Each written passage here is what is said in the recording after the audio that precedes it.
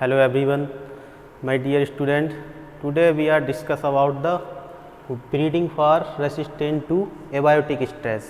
आज हम डिस्कस करने वाले हैं breeding for resistant to abiotic. और बायोटिक और स्ट्रेसेस क्या होती हैं, सबसे पहले आपको आना चाहिए कि स्ट्रेसेस, व्हाट इज स्ट्रेसेस, कि तनाव क्या होता है। तो जैसे हमारे जो ह्यूमन बींग्स होते हैं, मतलब मानव होते हैं, उनमें भी तनाव होता है। ऐसी जो पेड़ पौधे होते हैं हमारे, तो हम बात कर रहे हैं यहाँ पे अपने प्लांट्स की, तो ऐसी पौधे जो होते हैं उनमें भी तनाव आता है। वो किसके कारण आता है, जैसे बायोटिक फैक्टर्स हो गए और एबायोटिक फैक्टर्स हो गए। एबायोटिक में क्या होता है, जो नॉन लिविंग्स होते हैं, जो इन्वायरमेंटल फैक्टर्स होते हैं, जो हमारे पर्यावरण से रिलेटेड होते हैं, जैसे टेम्परेचर हो गया और ड्रॉट यानी सूखा हो गया, और सैलिनिटी हो गई, जो साल्ट अफेक्टेड सॉइल्स होती हैं, लवणीय क्षारीय जो भी मृदाएं होती हैं, इनसे क्या होते हैं, जो हमारे पेड़ पौधे होते हैं उनकी वृद्धि पर और उनकी जो उत्पादन क्षमता होती है वो बहुत ही प्रभावित होती है। तो ये क्या होती है, इन जो भी जितने भी फैक्टर्स होते हैं, बायोटिक हो गए और एबायोटिक हो गए, जो पौधों की ग्रोथ और प्रोडक्शन को प्रभावित करते हैं, यानी कि वृद्धि और उनके उत्पादन की क्षमता को प्रभावित करते हैं, तो हम उसको क्या कहते हैं, स्ट्रेसेस कहते हैं, मतलब तनाव कहते हैं। और तनाव दो प्रकार के होते हैं, बायोटिक और एबायोटिक। तो एबायोटिक में आ जाते हैं हमारे नॉन लिविंग, जो पर्यावरण से रिलेटेड होते हैं, और बायोटिक में आ जाते हैं जो लिविंग ऑर्गेनिज्म होते हैं, मतलब जो जीवित होते हैं, जैसे इंसेक्ट हो गए, मतलब कीट हो गए और रोग हो गए, इंसेक्ट पेस्ट, तो ये आते हैं हमारे बायोटिक में। तो चलिए शुरू करते हैं हम आगे। तो पहले इंट्रोडक्शन ऑफ एबायोटिक स्ट्रेसेस। तो स्ट्रेसेस क्या होती है, adverse condition of crop growth and production caused either bye environmental factor और बायोलॉजिकल फैक्टर्स, जो हम आपको बता चुके हैं कि ये किसके द्वारा कॉज होता है, बायोलॉजिकल और non biological factor. Non biological factor में आते हैं हमारे एनवायरमेंटल, मतलब पर्यावरण से संबंधित जितने भी फैक्टर्स होते हैं, जो भी कारक होते हैं, वो जो प्रभावित करते हैं इनकी क्रॉप की ग्रोथ और प्रोडक्शन को। तो हम इसे क्या कहते हैं, स्ट्रेस कहते हैं, मतलब तनाव कहते हैं। तो तनाव स्ट्रेसेस दो प्रकार की होती है, बायोटिक और एबायोटिक स्ट्रेस। तो बायोटिक स्ट्रेस में आते हैं adverse condition of crop growth and production caused by biological factors, जो भी क्रॉप की, जो भी हमारी फसल है, क्रॉप जो हम कर रहे हैं, और उसमें क्या है, तनाव आ जाता है किसके कारण, जो बायोलॉजिकल फैक्टर होते हैं या नॉन लिविंग ऑर्गेनिज्म द्वारा होते हैं, जैसे इंसेक्ट हो गया, पेस्ट हो गया, इनके द्वारा जो प्रभावित होते हैं, तो उसको हम कहते हैं बायोलॉजिकल फैक्टर। और जो नॉन बायोलॉजिकल में आता है हमारा abiotic stresses. Adverse condition, abiotic stress क्या है, adverse condition for crop growth and production due to environmental factors. तो इन्वायरमेंटल फैक्टर्स में क्या क्या आते हैं, जैसे न्यूट्रिशन हो गया, मॉइस्चर हो गया। न्यूट्रिशन अगर कम है, अगर जो न्यूट्रिएंट हम देते हैं, जैसे आप केमिस्ट्री में पढ़ते होगे कि न्यूट्रिएंट कौन कौन से ज़रूरत होती है प्लांट्स को, अगर न्यूट्रिएंट कम हो गया, उनकी मात्रा ज़्यादा होगी, तब भी क्रॉप की ग्रोथ और प्रोडक्शन में बहुत दिक्कत आती है। ऐसे ही मॉइस्चर की, नमी की मतलब ज़रूरत होती है सीड ग्रो करने के लिए। जब हम सीड बोते हैं तो मॉइस्चर पर्याप्त होना चाहिए, अगर कम है तो मॉइस्चर अगर कम है या नमी कम है तो सीड ग्रो नहीं होगा, मतलब उसका जर्मिनेशन नहीं होगा। और टेम्परेचर और light and the presence of harmful toxicant and abnormal soil condition. तो सॉइल कंडीशंस जो एबनॉर्मल होगी, जो नॉर्मल सॉइल होती है उसमें कोई भी क्रॉप को हम प्रोडक्शन, किसी भी क्रॉप्स का प्रोडक्शन हम कर सकते हैं, लेकिन जो एबनॉर्मल सॉइल होती है, जैसे साल्ट अफेक्टेड सॉइल होगी, लवणीय मृदा और क्षारीय मृदा हो गई, तो इनमें हम क्रॉप हर तरीके की ग्रो नहीं कर सकते। तो ये हमारा हो गया स्ट्रेसेस, बायोटिक स्ट्रेस और एबायोटिक स्ट्रेस। तो आज का हमारा टॉपिक है एबायोटिक स्ट्रेस पे। Types of abiotic stresses. जो एबायोटिक स्ट्रेस है उसके क्या क्या टाइप्स हैं। There are several types of abiotic stress, जैसे वाटर और drought stress, freezing stress, temperature stress. ऐसी वाटर जैसे ड्रॉट यानी सूखा के लिए स्ट्रेसेस आती हैं, और हीट मतलब टेम्परेचर जब ज़्यादा होता है, हीट इससे मतलब कोल्ड, जब ठंड ज़्यादा बढ़ जाती है तो इससे स्ट्रेसेस आ जाता है। और विंड मतलब हवा बहुत तेज़ चल जाती है इन्वायरमेंट में, तो उससे भी प्लांट को क्या हो जाता है, स्ट्रेसेस हो जाती है। और सैलिनिटी और हैवी मेटल्स तो ये क्या है, सब स्ट्रेसेस हैं, एबायोटिक स्ट्रेस है। ये लिविंग ऑर्गेनिज्म में नहीं आती है, सभी नॉन लिविंग में आते हैं और इसीलिए हम इनको एबायोटिक स्ट्रेस में इंक्लूड करते हैं। तो drought resistance refers to the condition of soil moisture. तो जो ड्रॉट रेसिस्टेंस होता है वो क्या है, कंडीशन ऑफ सॉइल मॉइस्चर। जो सॉइल होती है, हमारी मृदा होती है, उसमें जो मॉइस्चर कंटेंट होता है वो कम हो जाता है, जिससे कि जब हम क्रॉप कोई भी हम फसल उसमें बोते हैं, उसके बाद बोने से और उसकी कटाई तक उसको पर्याप्त मात्रा में पानी क्या होता है, मतलब नहीं मिल पाता है पर्याप्त मात्रा में, जिससे उसकी क्रॉप की ग्रोथ और प्रोडक्शन जो है सही से नहीं हो पाता है। इस तरीके की जो तनाव आते ही है ड्यू टू मॉइस्चर के द्वारा, यानी कि नमी के कारण जो तनाव आता है उसको हम क्या कहते हैं, drought stresses. Mechanism of drought resistance, इसके क्या क्या मैकेनिज़म्स हैं ड्रॉट रेसिस्टेंस, मतलब हम ड्रॉट को कैसे मैनेज करें। अगर कहीं पे भी कोई भी एरियाज़ हैं जहाँ पे ड्रॉट हैं तो हम उसको कैसे मैनेज करें, how to manage the drought resistance. तो उसके कुछ मैकेनिज़्म हैं। तो पहला आता है ड्रॉट स्केप मतलब कि स्केप कर देना। जैसे टाइम है कि कोई भी क्रॉप्स है, अगर हमारे यहाँ पे मान लो कि 3 महीने तक सॉइल है, उसमें अच्छी तरीके से नमी रहती है, और हमने देखा कि 3 महीने के बाद, मान लो अभी महीना चल रहा है हमारा अक्टूबर का, नवंबर, दिसंबर, जनवरी तक अगर सही मॉइस्चर मिल रहा है हमारे लिए, और उसके बाद हम देखते हैं कि मॉइस्चर कम हो जाएगा, तो इसीलिए हम इस टाइम को क्या कर देंगे, जो भी हमारी क्रॉप्स है उनको पहले ग्रो कर देंगे थोड़ा सा, तो हमारी जो क्रॉप्स होंगी उनको मॉइस्चर अच्छी तरीके से मिलता रहेगा। इसको हम इंक्लूड करते हैं किसमें, ड्रॉट स्केप में। Drought escape is more common in case of plant grown in desert regions and plant complete their life cycle in 4 to 6 weeks. और ऐसी क्रॉप्स ग्रो करते हैं जो कम से कम प्लांट जो कम से कम समय में अपनी लाइफ साइकिल को पूरा कर ले, मतलब उनका जीवन चक्र जो है क्रॉप्स का कम से कम समय में पूरा हो जाए, जो भी सूखा ग्रसित क्षेत्र होते हैं। फिर आता है ड्रॉट अवॉइडेंस, मतलब ड्रॉट को अवॉइड कैसे करें हम। तो drought avoidance refers the ability of the plant to maintain favourable internal water balance under moisture stress. तो प्लांट की जो एबिलिटी होती है वो क्या होती है कि वो अपना इंटरनल जो वाटर होता है, मतलब उसके अंदर जो प्लांट्स होते हैं उनमें भी पानी पाया जाता है, तो वो उसको मेंटेन रखते हैं किसके लिए, अपने आगे के लिए ग्रोथ करने के लिए। तो ये आता है ड्रॉट अवॉइडेंस में। It leads to increase in root development and therefore is more important than drought tolerance. और इसमें जो ड्रॉट अवॉइडेंस होता है उसमें जो हम ऐसे प्लांट डेवलप करते हैं जिनकी रूट्स, मतलब जो जड़ें होती हैं पौधों की, वो ज़्यादा लंबी हों, जिससे कि पौधों की जब जड़ें ज़्यादा लंबी होंगी तो वो ज़मीन की अधिक गहराई से पानी को अवशोषित कर सकेंगे। तो ये हमारा आता है ड्रॉट अवॉइडेंस में। तो सेकंड मैकेनिज्म हमारा था ड्रॉट अवॉइडेंस। अवॉइडेंस में कैसे करेंगे कि हम ऐसे प्लांट ग्रो करेंगे जो ड्रॉट एरियाज हैं उनमें कि जिनकी जड़ें लंबी हों। फिर आता है drought tolerance. Drought tolerance is more common and desirable because crop can produce more yield at lower water potential. Drought tolerance जो वैराइटीज़ होती हैं, कुछ वैराइटी होती हैं जिनमें ड्रॉट टॉलरेंस होता है, जो भी जहाँ पे कम भी पानी होता है लेकिन वो अपनी यील्ड अच्छे से दे देती हैं। तो in cereal drought tolerance generally operates during reproductive phase.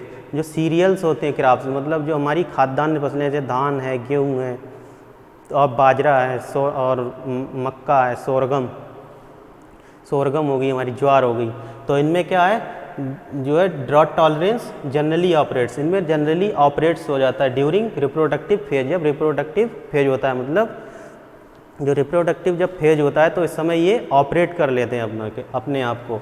फिर आता है drought resistance. Drought resistance is the sum of drought avoidance and drought tolerance.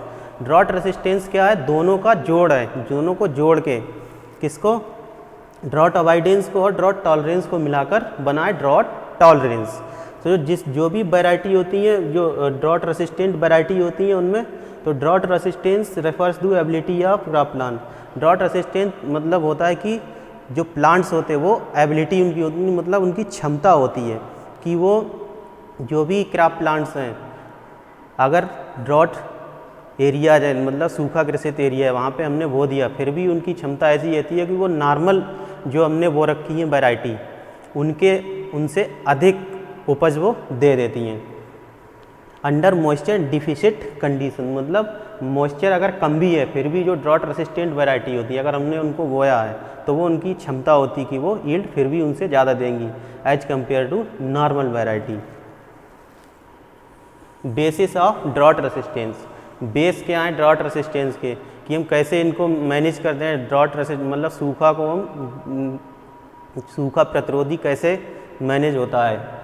Basis of drought resistance. Earliness, हम क्या करेंगे, जैसे हमने बताया था शुरुआत में ही कि कोई भी अगर फील्ड है वो सूखा ग्रसित है और उससे हमें क्रॉप लेनी है और हमें पता है कि 3 महीने बाद या 4 महीने बाद वहाँ उस फील्ड में सूखा एकदम, मतलब पानी जो नमी है वो ख़त्म हो जाएगी, तो इसीलिए हम अर्लीनेस का उपयोग करते हैं। अर्लीनेस मैंने और पहले, मतलब कोई भी क्रॉप्स है वो कम ड्यूरेशन वाली उस क्षेत्र में हम उपयोग करेंगी, उसके जीवन चक्र क्या हो कम हो, या उसको थोड़ा सा अर्ली बो देंगे, मतलब पहले बो देंगे। मान लो 15 नवंबर से बोना है हमें, तो उसे हम 10 दिन या 5 दिन पहले उस क्रॉप को बो देंगे उसमें, जिससे कि कम से कम 15 दिन का टाइम उसको मॉइस्चर का और अच्छा मिल जाएगा, उधर 15 दिन हमारा पहले हो जाएगा।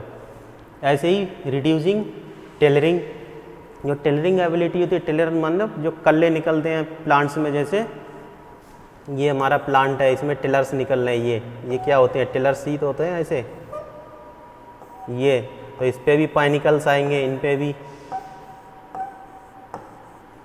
तो इनमें भी पैनिकल्स आते हैं। जैसे राइस का हो गया, मतलब धान का हो गया या गेहूं का हो गया, उसमें कल्ले निकलते हैं प्लांट्स में नीचे से, तो वो हमारा क्या हो जाता है, रिड्यूस द टिलरिंग, मतलब टिलर्स हैं उनको भी हम कम करें। रिड्यूस माने घटाना, रिड्यूस मीन्स घटाना, उनको हम घटा देते हैं टिलरिंग। फिर लीफ कैरेक्टर्स, लीफ के कैरेक्टर चेंज करके हम मतलब ड्रॉट के अगेंस्ट हम फाइट कर सकते हैं, जैसे लीफ रोलिंग, लीफ फोल्डिंग और लीफ शेडिंग, लीफ रिफ्लेक्टिंग्स और reduce leaf area. Leaf area को हम रिड्यूस कर दें, क्योंकि लीफ से क्या होता है, जब प्रकाश संश्लेषण की क्रिया होती है या फोटोसिंथेसिस होता है तब क्या होता है, रिड्यूस होता है, क्या वाटर पत्तियों द्वारा बाष्पीकरण हो जाता है। जब पौधे अपना भोजन बनाते हैं तो उस समय क्या करते हैं, बहुत ज़्यादा मात्रा में पौधों की पत्तियों द्वारा वाटर रिड्यूस होता है, मतलब बाष्पीकरण होता है उससे। तो ऐसे ही जो लीफ रोलिंग अगर हो जाएगी, मतलब पत्तियों की लीफ रोलिंग ऐसे घूम जाएंगी, तो उसमें जो ये फोटोसिंथेसिस जब प्रक्रिया होगी तो इसमें जब लीफ रोलिंग होगी और यही लीफ इतनी बड़ी होती है नॉर्मल, मान लो नॉर्मली ये लीफ इतनी बड़ी हो गई और उसके बाद और यही फोल्ड होगी तो इसका एरिया कम हो गया। तो जब सूर्य की जब किरणें इस पर पड़ेंगी और इस पर कितने एरिया में पड़ेंगी, कम, और इसमें ज़्यादा पड़ रही हैं, तो इसलिए क्या होगा कि रिड्यूस हो जाएगा, जो हमारा वाटर है वो कम रिड्यूस होगा, मतलब कम बाष्पीकरण होगा उसका, जो हमारा वाटर है। नैरो लीफ मतलब पतली, जैसे कुछ पेड़ होते हैं उनमें बड़ी लीफ्स होती हैं, ऐसे बड़ी होती हैं, और इसको हम नैरो कर दें अगर ऐसे, ये पतली लीफ हो गई है, नैरो हो गई, नैरो लीफ्स हो गई है, तो इसका भी एरिया सट गया, मतलब कम हो गया, तो इसमें भी क्या होगा, कम बाष्पीकरण होगा, जिससे मॉइस्चर को नुकसान कम होगा, नमी हमारी बनी रहेगी मृदा में। ऐसे ही कलर ऑफ लीव्स, हरे कलर की पत्तियां जो होती हैं उनमें ज़्यादा फोटोसिंथेसिस होता है, क्योंकि फोटोसिंथेसिस में क्लोरोफिल जो होता है हमारा, हरित लवक होते हैं, उनकी आवश्यकता होती है, जो हरी पत्तियां उनसे ज़्यादा होता है बाष्पीकरण। ऐसी वैक्स कंटेंट, कुछ पौधे क्या होते हैं उन पर वैक्स मतलब मोम लगा रहता है, मोम से क्या होता है, जो वैक्स होता है, वैक्स कोटिंग लीव्स होती है, उनसे बाष्पीकरण कम होता है और नमी को कम नुकसान होता है। तो ये भी एक मेन बेसिस है वैक्स कंटेंट का। और इसके बाद आता है ऑइंस। ऑइंस मतलब तूड़। आपने देखा होगा कि जो व्हीट होता है या जौ होता है या राइस होता है, तो ऐसे ही ऊपर ये तो ये हमारा राइस हो गया है, ये राइस का सीड है ये। तो इसके ऊपर ये जो लगा होता है ये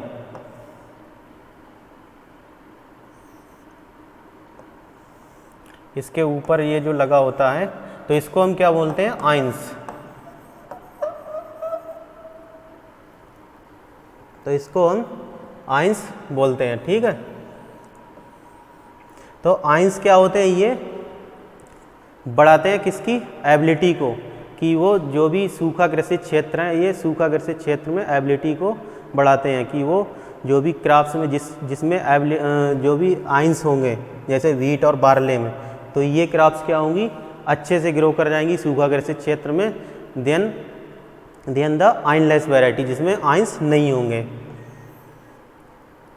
root system, rooting depth and intensity, जितनी भी ज़्यादा, जैसे लीव, ये हमारा सरफेस है, लैंड सरफेस, और ये एक प्लांट है, इसकी लीव्स रूट्स यहाँ तक आ रही हैं, और ये एक प्लांट ये है, इसकी रूट्स कुछ ज़्यादा लंबाई तक नीचे जा रही हैं। तो ये क्या होगा, इनमें डिफरेंस क्या है कि ये तो जल्दी पौधा सूखने लगेगा अगर नमी नहीं मिलेगी, अगर हम अलग से सिंचाई नहीं करेंगे, और ये पौधा क्या है, इससे ज़्यादा है, इस प्लांट से ज़्यादा ये सर्वाइव कर जाएगा। तो रूट भी क्या होनी चाहिए, ऐसे जो सूखा ग्रसित क्षेत्र है उसमें तो ऐसी हमें वैरायटी होनी चाहिए जिनकी रूट्स लंबी हों, जिससे कि वो ज़्यादा आराम से वो सर्वाइव कर सकें।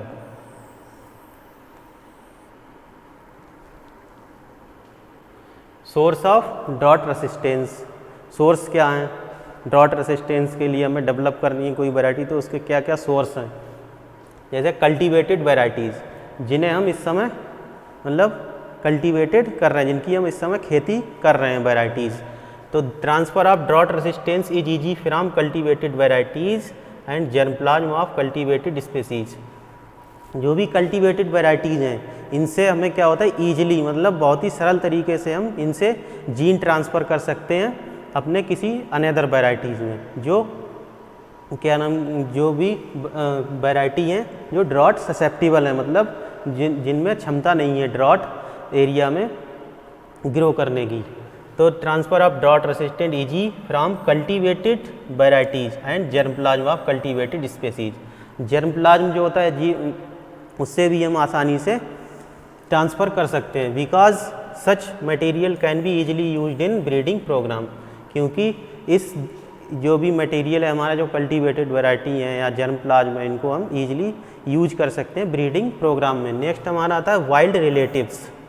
पहला हमारा हो गया कल्टीवेटेड वैरायटीज़, फिर वाइल्ड रिलेटिव्स, मतलब जंगली प्रजातियों के रिलेटिव्स, संबंधी पौधे जो होते हैं, तो उनको भी हम यूज कर सकते हैं अपनी ब्रीडिंग प्रोग्राम में। किसके लिए, for development of new resistant variety for the drought resistance. Land races, land races क्या है, ये बहुत ही समय पहले, जो एकदम स्टार्टिंग एज में फार्मर्स द्वारा एक जनरेशन से दूसरी जनरेशन तक उनको सही अपने मेंटेन करके और उनकी खेती करते रहे। तो land races developed and adopted to drought environments are valuable source of drought resistance. ये क्या है, बहुत ही पुरानी जर्मप्लाज्म या वैरायटीज़ हैं जिनको फार्मर्स ग्रो करते हैं, जो मोटे अनाज हैं जैसे सावा, कोदो, ये आपको क्या, ये सब क्या है, लैंड रेसिस हैं, ये धान के ही रिलेटेड वैरायटीज़ हैं। तो उनमें क्या होती है, वाइड एडाप्टेबिलिटी होती है, मतलब वो एडाप्टिव होते हैं, किसी भी इन्वायरमेंट में उनको आप ग्रो कर दो वो आराम से ग्रो कर जाएंगे। फॉर एग्जांपल जैसे वाइल्ड स्पेसीज रेसिस्टेंट टू, जैसे वीट की वैरायटी, जो वाइल्ड स्पेसीज है एजिलोप्स वेरिएबलिस, ये ड्रॉट के लिए रेसिस्टेंस है। ऐसे ही एजिलोप्स स्पेल्टोइडर ड्रॉट के लिए हैं, और एजिलोस एम्बुलाटा ड्रॉट के लिए, और ऐसे ही शुगर केन का जो है स्पॉन्टेनियम, ये ड्रॉट और सैलिनिटी दोनों के लिए रेसिस्टेंट है। और टोमेटो में लाइकोप्रेस्कॉन चीज़वानी, ये सैलिनिटी के लिए रेसिस्टेंट है। ब्रीडिंग, ये आ गया ब्रीडिंग मेथड्स, कि हम अगर हमें कोई भी ड्रॉट रेसिस्टेंस वैरायटी डेवलप करनी है तो उसमें क्या क्या प्रैक्टिसेस अपनानी होंगी और उनको कैसे कैसे डेवलप करेंगे। जैसे हमारी जो लाइन ए है, यहाँ पे हमने 2 पेरेंट लिए, ए पेरेंट और बी पेरेंट, क्रॉस कर लिया और F1 आ गया। तो जो हमारा ए पेरेंट है, ए पेरेंट क्या है, हाई यील्डिंग है, और लाइन बी है हमारी वो ड्रॉट रेसिस्टेंस है बट लो यील्डिंग है। तो हमें बी लाइन से ए लाइन में हमें क्या करना है, ड्रॉट रेसिस्टेंस जो जीन है, सूखा प्रतिरोधी जो जीन है, उसको हमें ट्रांसफ़र करना है किसमें, ए लाइंस में। तो F1 to F3 तक हम क्या करेंगे, ऑप्टिमल इन्वायरमेंट। ऑप्टिमल इन्वायरमेंट मतलब जो भी हमारा सूखा ग्रसित क्षेत्र है उसमें हम क्या करेंगे, ग्रो करेंगे इन F1 to F3 तक। And in F3 individual plant progenies are grown and harvest separately.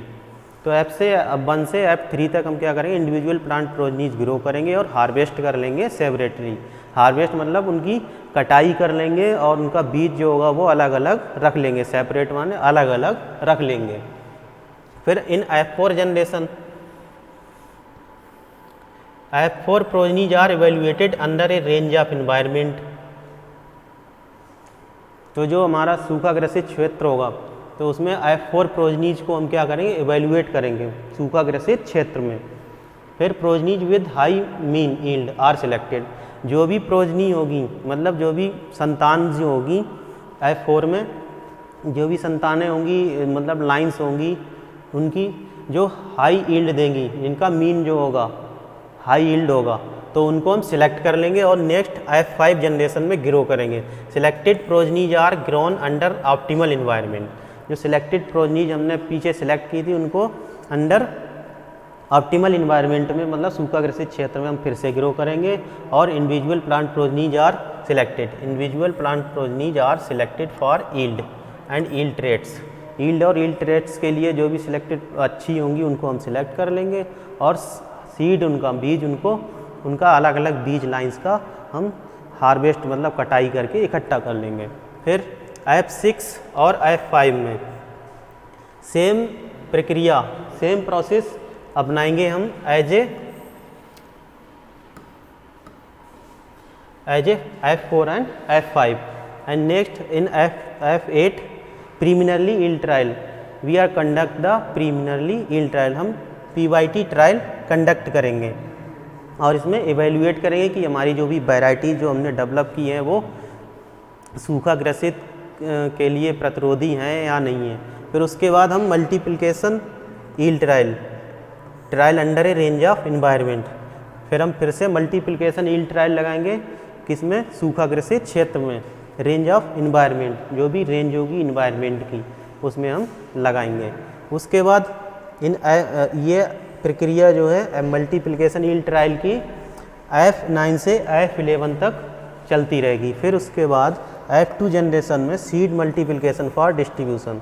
फिर हम सीड का मल्टीप्लिकेशन करेंगे फॉर द डिस्ट्रीब्यूशन, वितरण के लिए हम सीड को अधिक उगाएंगे। जो सीड है हमारा उसका मल्टीप्लिकेशन करेंगे और डिस्ट्रीब्यूट करेंगे फार्मर्स के लिए। फिर आता है breeding methods for the drought resistance. Breeding methods कौन कौन से हैं, जैसे इंट्रोडक्शन हो गया। तो इंट्रोडक्शन में क्या होता है, जैसे कोई भी वैरायटी कहीं दूसरे, मान लो हम इंट्रोडक्शन दो तरीके का होता है, with in country and out of country. तो हम इंट्रोड्यूस कर सकते हैं अपनी कंट्री में से भी इंट्रोड्यूस कर सकते हैं और कंट्री के बाहर, देश से बाहर भी इंट्रोड्यूस कर सकते हैं, कोई भी मटेरियल होता है। तो इंट्रोड्यूस वैरायटी जो होती है, कोई भी वैरायटी हमने देखा कि ये सूखा प्रतिरोधी है वहाँ पे, और हमने उसको ला के अपने स्टेट में ग्रो कर लिया अपने ही देश से, तो वो हो जाएगा विद इन कंट्री। और अब कंट्री के बाहर से जब हम लाएंगे तो वो कंट्री के बाहर से मान लो कोई भी हमने वैरायटी सूखा प्रतिरोधी इंट्रोड्यूस कर ली और उसको यहाँ पे हमने सिलेक्शन किया और उसे ग्रो कर दिया। उसके बाद आता है सिलेक्शन। सिलेक्शन द्वारा भी हम कर सकते हैं, जैसे हमने अभी बताया एक मेथड हाइब्रिडाइजेशन। हाइब्रिडाइजेशन के बाद हम सिलेक्शन करके सूखा प्रतिरोधी वैरायटी सिलेक्ट कर सकते हैं। म्यूटेशन द्वारा, म्यूटेशन है, म्यूटेशन बहुत हेल्पफुल होता है कोई भी वैरायटी डेवलप करने में। इस म्यूटेशन द्वारा भी हम कोई भी वैरायटी सूखा प्रतिरोधी डेवलप कर सकते हैं। ऐसे बायोटेक्नोलॉजी, बायोटेक्नोलॉजी क्या है, इसके द्वारा तो हम कोई भी सूखा प्रतिरोधी जीन होगा उसको हम आइडेंटिफाई करेंगे और उसको बायोटेक्नोलॉजिकल टूल द्वारा उसको इंट्रोड्यूस करा देंगे। Breeding method for salt resistant and salt tolerance, वो हमारा हो गया ड्रॉट रेसिस्टेंस के लिए, अब साल्ट टॉलरेंस के लिए। तो it refers the ability of plant to prevent, reduce और overcome injurious effect of soluble salt present in their root zone. तो जो भी साल्ट अफेक्टेड सॉइल्स होती हैं उनमें क्या होता है, जो रूट जोन होता है प्लांट्स का, उसमें साल्ट के कारण जो पौधे होते हैं वो मृदा से अपने वाटर है और ये न्यूट्रिएंट्स हैं उनको एब्जॉर्ब नहीं कर पाते हैं। तो उससे क्या होता है, पौधों की वृद्धि और उनका जो उत्पादन क्षमता उस पर प्रभाव पड़ता है। तो उसको हम क्या कहते हैं, साल्ट अफेक्टेड सॉइल्स जो होती है तो उसे हम क्या कहते हैं, साल्ट रेसिस्टेंस। इसके अगेंस्ट जब हम डेवलप करते हैं, किसी प्लांट की जब क्षमता होती है कि वो साल्ट अफेक्टेड सॉइल में ग्रो करें और वो अपनी वृद्धि भी कर ले और प्रोडक्शन भी सही से दे दे, तो उसको हम कहते हैं salt resistance. Problems of salinity can be overcome bye 2 वे, जैसे सॉइल रिक्लेमेशन। अगर हम सॉइल रिक्लेमेशन करेंगे मतलब मृदा का सुधार करेंगे तो इसमें बहुत ही ह्यूज अमाउंट खर्च होता है, जिससे कि हम साल्ट अफेक्टेड सॉइल है तो उसको सही मतलब उसको सुधार करें, जैसे कॉस्टली है, टाइम कंज्यूमिंग है और शॉर्ट लिव्ड है। वो कुछ समय बाद फिर से वैसी ही हो जाएगी। जैसे कॉस्टली है, बहुत ज़्यादा अमाउंट खर्च होगा, और टाइम कंज्यूमिंग, उसमें टाइम भी बहुत ज़्यादा लेता है मृदा रिक्लेमेशन में, मतलब सॉइल रिक्लेमेशन में। फिर रेसिस्टेंट वेराइटीज़, सबसे अच्छा इसका एक उपाय है कि इसमें हम रेसिस्टेंट वैरायटी डेवलप करें साल्ट अफेक्टेड सॉइल के लिए और ग्रो करें। तो ये क्या होती है, लेस कॉस्टली होती है और मोर इफ़ेक्टिव होती हैं। तो ये इनमें कास्ट क्या होती है, कम होती है, मतलब पैसा आपका कम खर्च होगा, और मोस्ट इफ़ेक्टिव होती है, बहुत ही ज़्यादा इफ़ेक्टिव होती हैं। तो हमें ग्रो करना चाहिए resistant varieties. Source of salinity, source क्या है सैलिनिटी के लिए डेवलप करने के लिए, तो जैसे कल्टीवेटेड वैराइटीज़ हो गया, अभी हमने आपको बताया था पिछली स्लाइड में। तो जो भी ब्रीडिंग मेथड्स हैं और सोर्स हैं वो सभी के लगभग सेम ही है। जैसे कल्टीवेटेड वैराइटीज़ हैं, उनमें कुछ वैराइटीज़ होंगी जो वैरायटी हैं जिन्हें हम डेवलप मतलब कल्टीवेटेड कर रहे हैं, वो साल्ट अफेक्टेड सॉइल में डेवलप कर रही हैं आराम से और प्रोडक्शन भी दे रही। तो उन्हें हम क्या कर सकते हैं, उन्हें सिलेक्ट कर सकते हैं, अपने एरिया में ला के इंट्रोड्यूस करा के उनको हम ग्रो कर सकते हैं, या उन्हें हम ब्रीडिंग प्रोग्राम में यूज कर सकते हैं। उनका जीन जो है साल्ट अफेक्टेड के लिए जो रिस्पॉन्सिबल है रेसिस्टेंट करने के लिए, तो उसको हम ट्रांसफ़र कर सकते हैं अपने वैरायटी में और उससे नई वैरायटी डेवलप कर सकते हैं। Germ plasm collection, germ plasm collection कर लेते हैं हम डिफरेंट एरिया से। तो जो जर्म प्लाज्म होते हैं तो उनसे हम क्या कर सकते हैं, जो जर्म प्लाज्म होते हैं उनको हम फर्दर ब्रीडिंग प्रोग्राम में यूज़ करेंगे और वैरायटी डेवलप कर लेंगे। तो it may be expected that salinity resistant will be present in material adapted to salt affected area. जैसे एग्जांपल है खर्चिया वैरायटी या वीट। वीट की वैरायटी एक है खर्चिया जो साल्ट रेसिस्टेंट वैरायटी है, एंड रिलेटेड वाइल्ड स्पेसीज़, जो वाइल्ड रिलेटिव स्पेसीज़ हैं उनमें भी साल्ट अफेक्टेड जीन्स जो होता है, साल्ट रेसिस्टेंट जीन पाया जाता है, उनको भी हम यूज कर सकते हैं। जैसे एलिट्राइगा एग्रोपायरान, ये जो जीन्स हैं several species of the gene, जैसे एलिट्राइगा एग्रोपायरान जीन है, ये किसके लिए रिस्पॉन्सिबल है, फॉर द सैलिनिटी रेसिस्टेंस के लिए। तो इसको हम यूज कर सकते हैं ब्रीडिंग प्रोग्राम में, इसको ट्रांसफ़र कर सकते हैं अपनी हाई यील्डिंग वैरायटी में। और ट्रांसजीन ये थ्रू द बायोटेक्नोलॉजी टूल, हम बायोटेक्नोलॉजिकल टूल यूज़ करके और जो हमारा जीन्स है उसको हम ट्रांसफ़र कर सकते हैं, जिसमें जो हाई यील्डिंग वैरायटी हैं, गुड एग्रोनॉमिकल कैरेक्टर्स जिनमें है, वैरायटी जिनमें अच्छे एग्रोनॉमिकल कैरेक्टर है उसमें ट्रांसफ़र कर लेंगे, और हमारी जो वैरायटी होगी वो पहले से ऑलरेडी गुड यील्डर है, बस हमें क्या करना है उसको अच्छा करना है कि उसकी रेसिस्टेंट डेवलप करनी है, किसके अगेंस्ट, साल्ट के अगेंस्ट, तो वो डेवलप हो जाएगी।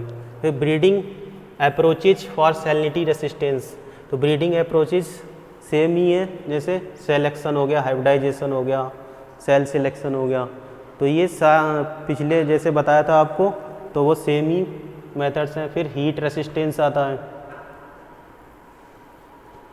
Adverse effect of plant due to temperature.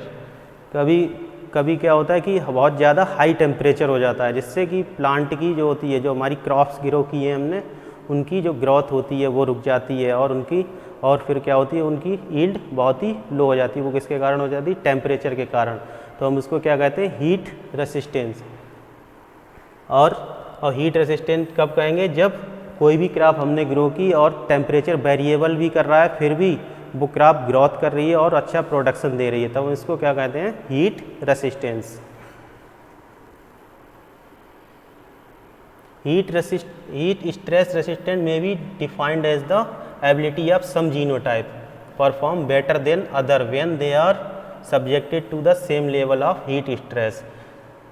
तो वो एबिलिटी प्लांट की कि जो नॉर्मल प्लांट हमने ग्रो किया और एक हीट रेसिस्टेंस प्लांट ग्रो किया है और सेम टेम्परेचर है, लेकिन जो हीट रेसिस्टेंट प्लांट होगा वो उससे अधिक उपज देगा और जो नॉर्मल प्लांट है वो कम उपज देगा। तो ये क्या होती है? एबिलिटी होती है किसकी? हीट रेसिस्टेंस प्लांट की। फिर आता है हीट अवॉइडेंस। इसको हीट को अवॉइड करें। जैसे टेम्परेचर होता है, जितने भी क्रॉप्स होती हैं उनको एक टेम्परेचर की आवश्यकता होती है कि वो उसी टेम्परेचर पे ग्रोथ करेंगी और अच्छा प्रोडक्शन देंगी।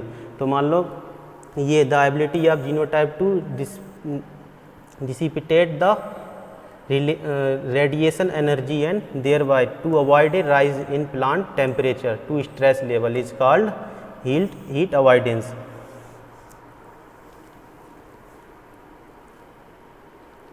Heat tolerance ability of some genotype to withstand perform better than other when their internal temperature are comparable and in the realm of heat is called heat tolerance।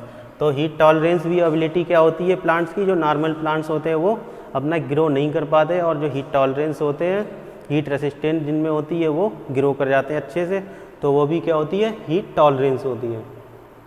Water logging, जब कभी कभी क्या होता है, कुछ areas होते हैं जहाँ पे फ्लडिंग हो जाती है, मतलब बहुत ज़्यादा वाटर की मात्रा बढ़ जाती है। इससे क्या होता है? प्लांट की ग्रोथ और प्रोडक्शन रुक जाता है। तो वो एज पर लेविट इन 1980 फ्लडिंग और water logging is the presence of water in soil axis of field capacity. मतलब जो फील्ड की कैपेसिटी होती है, लैंड की कैपेसिटी होती है, उससे ज़्यादा वाटर जब किसी फील्ड में आ जाता है तो हम उसको क्या कहते हैं? फ्लडिंग कहते हैं। और वो नुकसानदायक होता है किसके लिए? पौधों के लिए। It leads to deficiency of oxygen. और जो भी जब वाटर ज़्यादा हो जाता है लैंड में तो उससे डिफिशियंसी हो जाती है ऑक्सीजन की, and build up to CO2 and ethylene and other toxic gases, and this leads to reduction in aerobic respiration. इससे ऑक्सीजन की कमी हो जाती है और इससे पौधों की ग्रोथ और प्रोडक्शन रुक जाता है या कम हो जाता है। Characteristics of plant in response to water logging stresses. Characters कौन कौन से हैं रिस्पॉन्सिबल हैं वाटर लॉगिंग स्ट्रेसेस के? जैसे रिड्यूस ग्रोथ एंड इलांगेशन, इससे क्या होगा? रिड्यूस हो जाएगी ग्रोथ, मतलब कम हो जाएगी ग्रोथ। और chlorosis, senescence and abscission of lower in leaves, chlorophyll कम हो जाएगा इससे कि पौधे अपना भोजन नहीं बना पाएंगे। और wilting and leaf curling, hypertrophy हो जाएगी और एपिनेस्टी हो जाएगी, जिससे डाउनवर्ड ग्रोथ ऑफ पेटियोल, जो पेटियोल्स होते हैं उनकी ग्रोथ कम हो जाती है।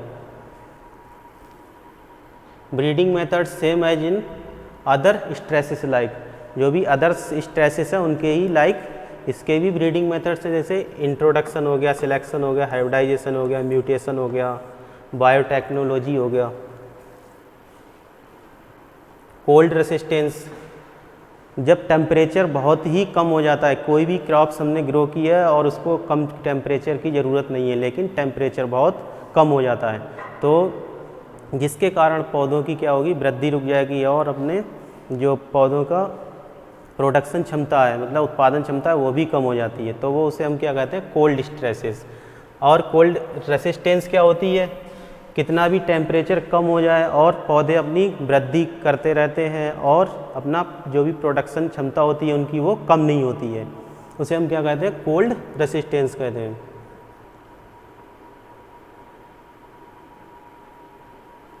एक आता है फ्रीजिंग रेसिस्टेंस। फ्रीजिंग क्या होती है, जब टेम्परेचर बहुत ही ज़्यादा लो हो जाता है तब क्या हो जाता है कि पौधे क्या हो जाते हैं, जम जाते हैं। जैसे the ability of genotype to survive freezing stresses. जब फ्रीज क्या होता है, जब बहुत ही ज़्यादा टेम्परेचर लो हो जाता है तो उसमें क्या हो जाता है, बर्फ़ जम जाती है। तो उसमें भी कुछ पौधे क्या होते हैं, अपने लिए रिकवर करते हैं और सर्वाइव करते हैं। तो उसे हम कहते हैं फ्रीजिंग स्ट्रेसेस या फ्रीजिंग रेसिस्टेंस। ये जेनेटिक्स रिसोर्सेस हैं फॉर फ्रीजिंग टॉलरेंस। जैसे कल्टीवेटेड वैराइटीज़ हो गया, जर्म प्लाज्म लाइन्स हो गई। तो बाकी ब्रीडिंग मेथड्स भी सभी के लिए सेम ही है।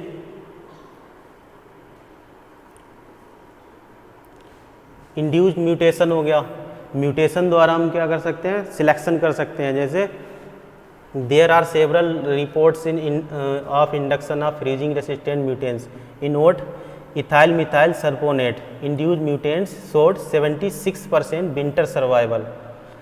जो इंड्यूस म्यूटेशन द्वारा ओट में कोई एक वैरायटी डेवलप की गई है, किसके द्वारा इंड्यूस कराया गया, इथाइल मिथाइल सल्फोनेट द्वारा इंड्यूस करके, मतलब म्यूटेंट कराया गया, और वो 76% winter survival as compare only 26 survival parental variety, जो इसकी पेरेंटल वैरायटी थी।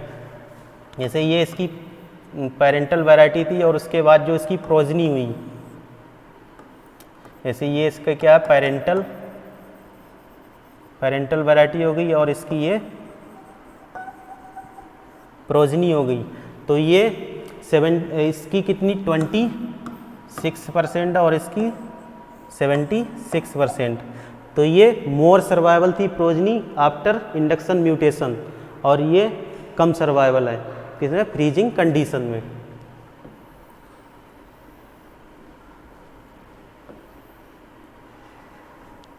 Transgene, some transgene holds promise in improvement of freezing tolerance.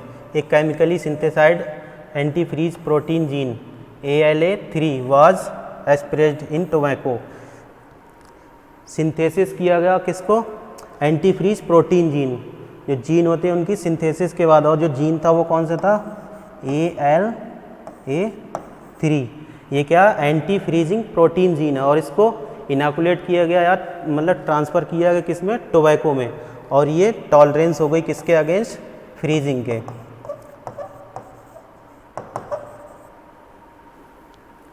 तो आज हमने बात की है breeding for abiotic stress resistance, और इसके क्या क्या मैकेनिज्म थे, क्या क्या सोर्स थे, और इसके क्या क्या टाइप्स थे। और हम कल बात करेंगे breeding for abiotic stress resistance, मतलब लिविंग ऑर्गेनिज्म से, इंसेक्ट, पेस्ट और जो भी डिजीज़ हैं इनके अगेंस्ट कैसे ब्रीडिंग मेथड्स कौन कौन से अप्लाई होते हैं, और उसकी ब्रीडिंग के मैकेनिज्म्स क्या क्या हैं बायोटिक के। तो हम कल बात करेंगे इस पर। Thank you.